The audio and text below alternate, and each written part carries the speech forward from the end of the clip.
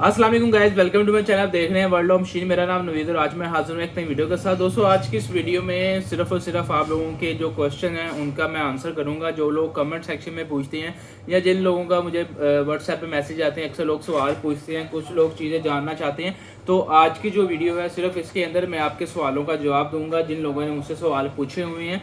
तो इंशाल्लाह आज की इस वीडियो में आपके बहुत सारे जो डाउट हैं वो क्लियर होंगे, बहुत सारी चीज़ें क्लियर करूंगा। तो वीडियो शुरू करने से पहले आपसे रिक्वेस्ट है कि मेरे चैनल को सब्सक्राइब कर लें और साथ में लगे बेल आइकन को प्रेस कर लें ताकि आपको आने वाली नई वीडियो का नोटिफिकेशन मिल सके। तो ये वीडियो मैं इसलिए बना रहा हूँ क्योंकि अक्सर लोगों के कमेंट्स आते हैं, मैं रीड नहीं कर पाता, टाइम नहीं होता या उनको रिप्लाई नहीं कर पाता। ठीक है, तो इस वजह से उनके सवाल वहीं के वहीं रह जाते हैं। कुछ लोग एड्रेस जानना चाह रहे हैं, कुछ लोग फ़ोन नंबर मांगते हैं, कुछ लोग चीज़ों के बारे में पूछते हैं, कुछ लोग पूछते हैं जी डिलीवरी कैसे होगी, पेमेंट का क्या मेथड है।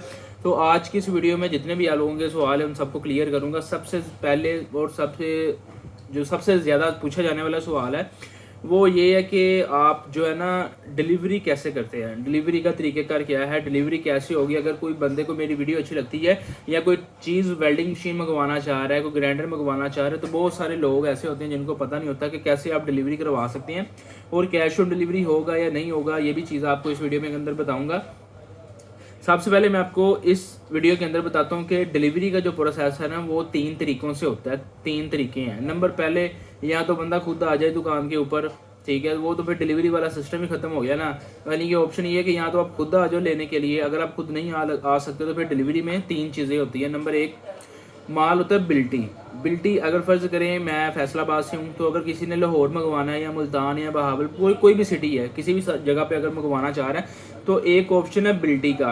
अब बिल्टी माल कैसे होता है मैं आपको ये समझाता हूँ कि हमारे फैसलाबाद में अड्डे बने होंगे मुख्तलिफ, जैसे ट्रक स्टैंड होता है, वहाँ पे ट्रक के ऊपर माल लोड होकर दूसरे शहरों में जाता है। अब अगर किसी ने बहावलपुर मंगवाना होगा ना तो मैं यहाँ से बिल्टी करवाऊँगा उसको बहावलपुर के लिए।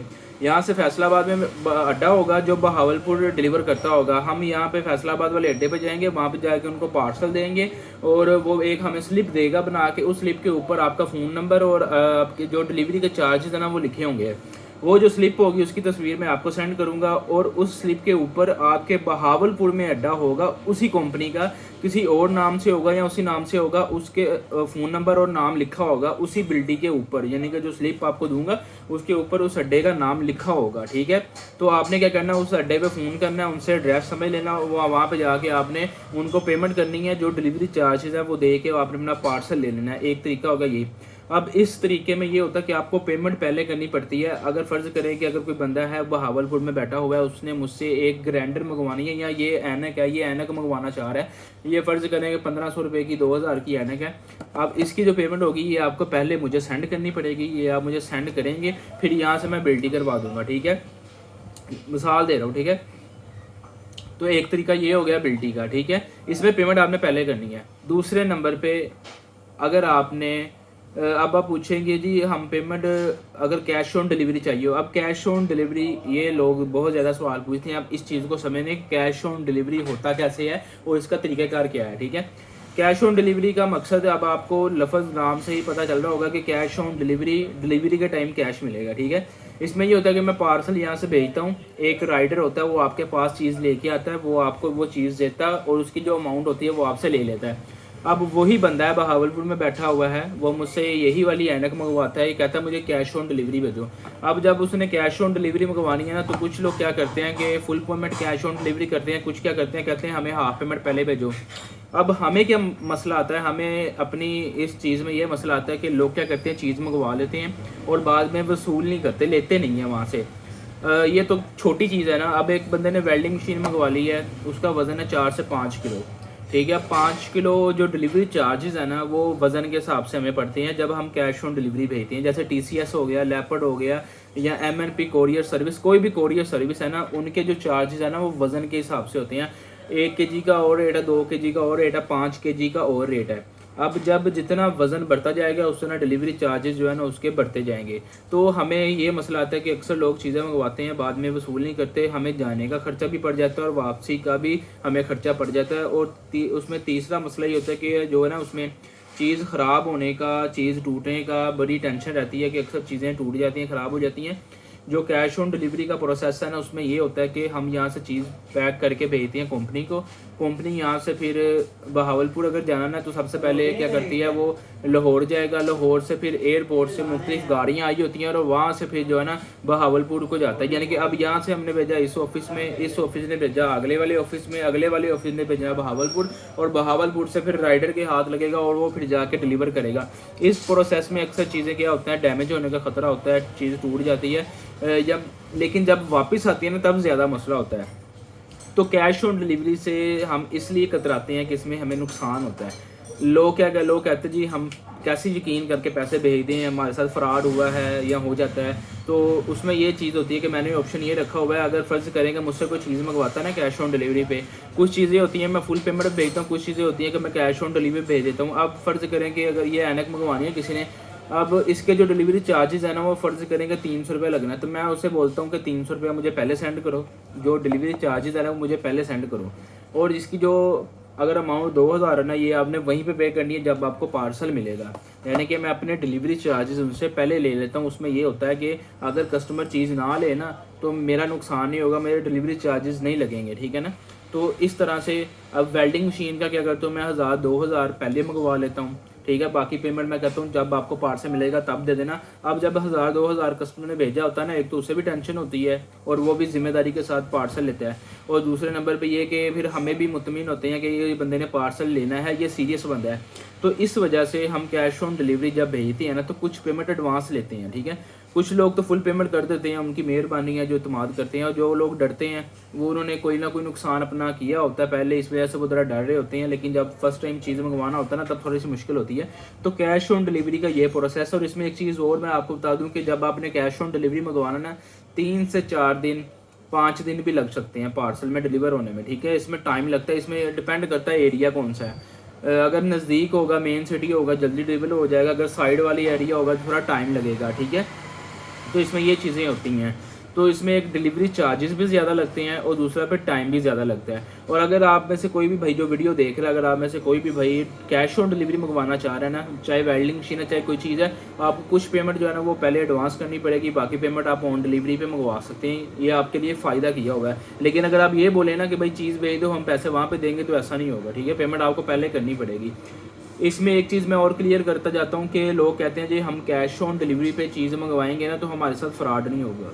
मैंने खुद देखा है, लोगों ने खुद मुझे बताया, जो लोग मेरे कस्टमर हैं, कि कैश ऑन डिलीवरी में भी फ्रॉड होता है। अब फ्रॉड कैसे होता है कि आपने कैश ऑन डिलीवरी मंगवा लिया, अब आप पूरे यकीन के साथ बैठे हो कि जब आपको चीज़ मिलेगी तब आपने पैसे देने हैं।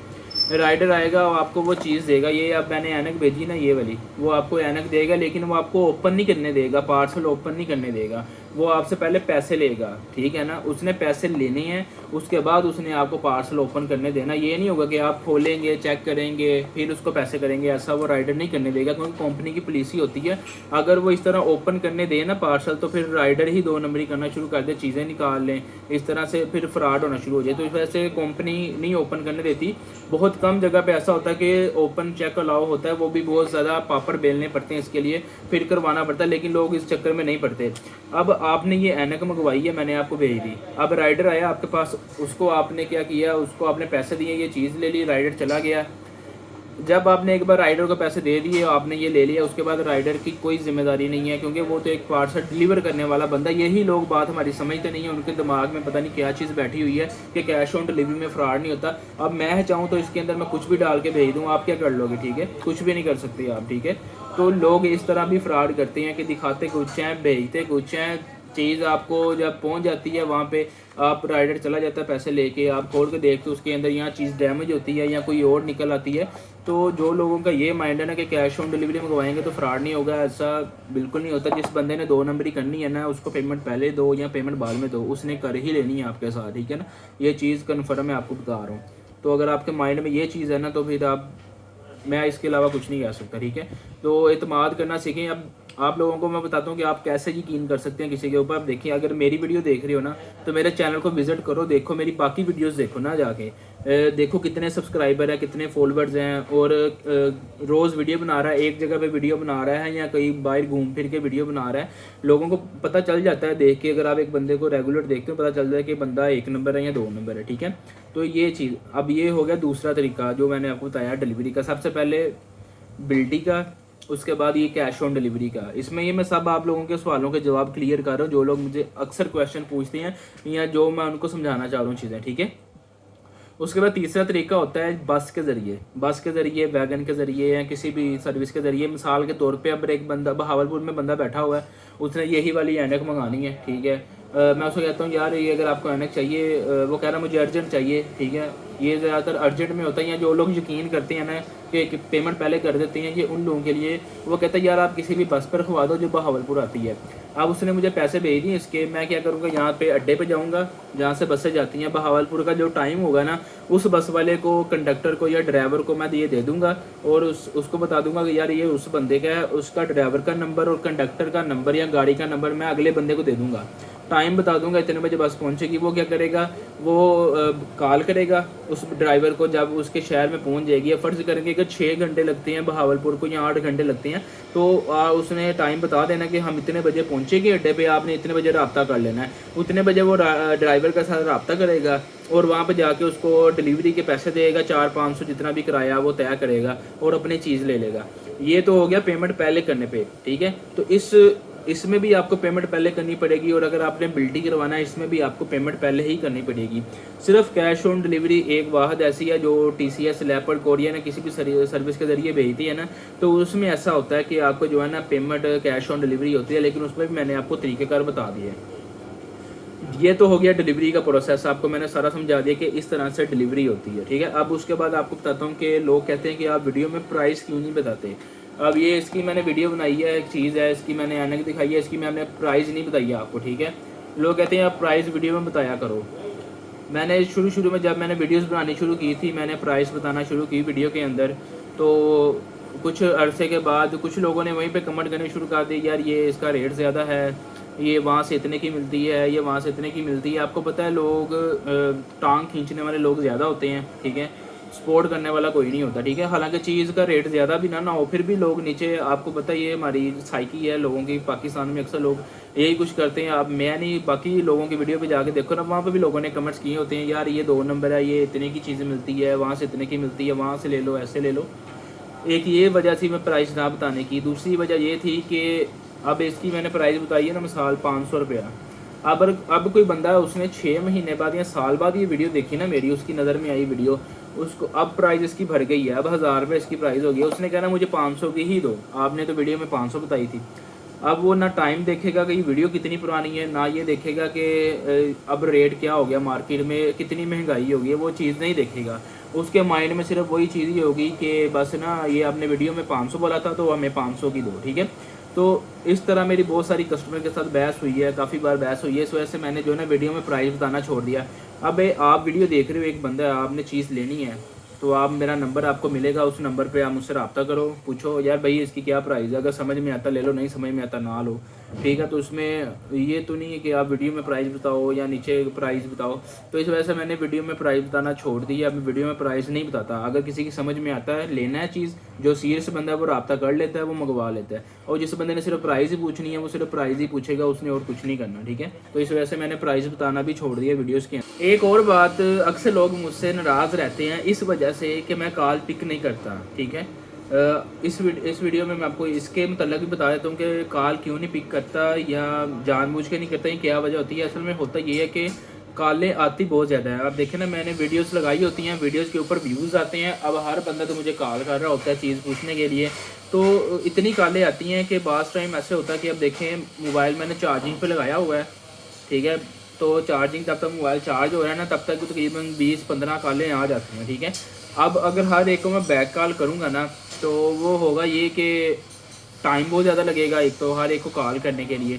दूसरी बात ये कि अगर मैं किसी को कॉल, एक बंदे को कॉल करता हूँ, दूसरे करता हूँ, उतनी देर में एक कॉल मुझे और आ जाती है, उसके साथ बात करूँगा, फिर एक कॉल आ जाएगी। तो जिन लोगों की कॉल पिक नहीं ना होती, यानी कि फ़ोन बच के बंद हो जाता है, बाद में उनको कॉल करने का भी टाइम फिर इस वजह से नहीं मिलता। तो मैंने वीडियोस के अंदर आपको ये बताया कि आपने अगर कोई चीज़ लेनी है ना, तो कॉल ना किया करें, आप सिंपल ऐसे करें, मुझे व्हाट्सएप पे मैसेज करें, वॉइस मैसेज कर दें, तस्वीर भेज दें, स्क्रीनशॉट भेज दें, ये चीज़ चाहिए, मैं आपको उसके बारे में प्राइस बता दूंगा। उसके बाद फ्राइडे वाले दिन अक्सर ये होता है कि मैं कॉल नहीं अटेंड करता। फ्राइडे को होती है हमारी मार्केट बंद, फ्राइडे को होती है हमारी छुट्टी। छुट्टी वाले दिन आपको पता है कि हर बंदे के 100 काम होते हैं घर के, वो काम करने पड़ते हैं, कोई बाहर अंदर जाना पड़ता है, तो उस वजह थोड़ा बिजी होता हूँ, कॉल नहीं पिक करता, ना मैसेज का रिप्लाई करता। जुम्मे वाले दिन ख़ास तौर पे करता हूँ, लेकिन बहुत कम। अगर टाइम मिले तो कर दिया, अगर नहीं मिला तो फिर नहीं किया। इस वजह से अगर जुम्मे वाले दिन आप कॉल कर रहे हैं ना, तो आपकी कॉल मुश्किल ये पिक होगी। हाँ, अगर आप वर्किंग डेज़ के अंदर करते हैं, जैसे आज यानी कि हफ्ते से लेके अगले हफ्ते तक जुम्मे, यानी कि जुम्मे की छुट्टी निकाल के सुबह 9 बजे से लेके शाम 7-8 बजे तक, 10 बजे तक अगर आप कॉल करते हैं तो मैं कॉल आपकी पिक करूँगा। अगर नहीं कॉल पिक की तो आप क्या करें, व्हाट्सएप पे मैसेज कर दें, ठीक है।